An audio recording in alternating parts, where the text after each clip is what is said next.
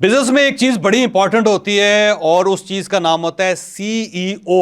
यानी जो बिजनेस चला रहा है, जो फैक्ट्री चला रहा है, जो दुकान चला रहा है, जो अपना प्रोजेक्ट चला रहा है, सब कुछ वही होता है। क्योंकि अगर वो ट्रेंड होगा तो आपका बिजनेस चलता रहेगा, लेकिन अगर आपका सीईओ ट्रेंड नहीं होगा, उसके अंदर लीडरशिप नहीं होगी, तो फिर वो आपका बिजनेस नहीं चला सकेगा।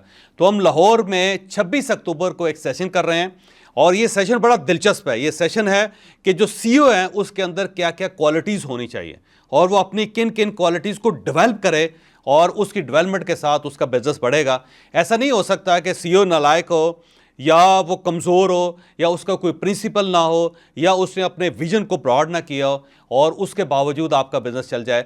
तो हम सीईओज़ के लिए एक सेशन लेके आ रहे हैं लाहौर 26 अक्टूबर को। लाहौर के अंदर होगा, 5 स्टार होटल के अंदर होगा। तो आप हमें लाजमी ज्वाइन कीजिए। नंबर आपके पास आ गया है, इस नंबर पर रब्ता कीजिए और अपनी सीट रिजर्व करवाइए, क्योंकि सीट्स बहुत ज़्यादा लिमिटेड है हमारी।